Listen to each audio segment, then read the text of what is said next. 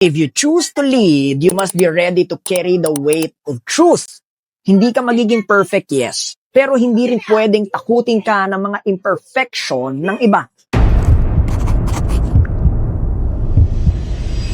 Gusto mo ba maging leader? Then be ready because values-based leadership will cost you. Alam mo, hindi madali maging leader. Yung mga leaders nakaka-relate dito.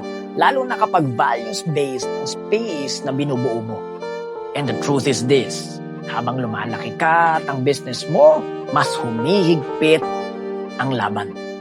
Some people will challenge your values. Some people will test your boundaries. At kapag humarap ka na sa unahan to actually lead, parang binubuksan mo na rin ang sarili mo sa mga attacks from the very people who wants to break the values you fight for. They will judge you. They will misunderstand you. At minsan, babalik na rin pa nila ang kwento para ikaw ang lumabas na may problema. Kaya ito ang warning. If you choose to lead, you must be ready to carry the weight of truth. Hindi ka magiging perfect, yes. Pero hindi rin pwedeng takutin ka ng mga imperfection ng iba. People will project their wounds on you, lalo na kapag ang standards mo ine-expose yung parts nila na ayaw nilang tingnan.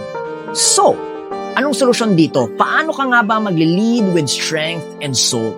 Number 1, let your integrity speak louder than your insecurity. Number 2, do not fight narratives. Stay rooted in facts and documentation. Number 3, lead with compassion pero never compromise your values. Number 4, remember, values are not real until they cost you something. That's why leadership isn't about being liked. It's about being aligned.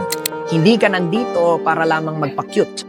Nandito ka para protektuhan ang ipinagkatiwala sa'yo ng Panginoon.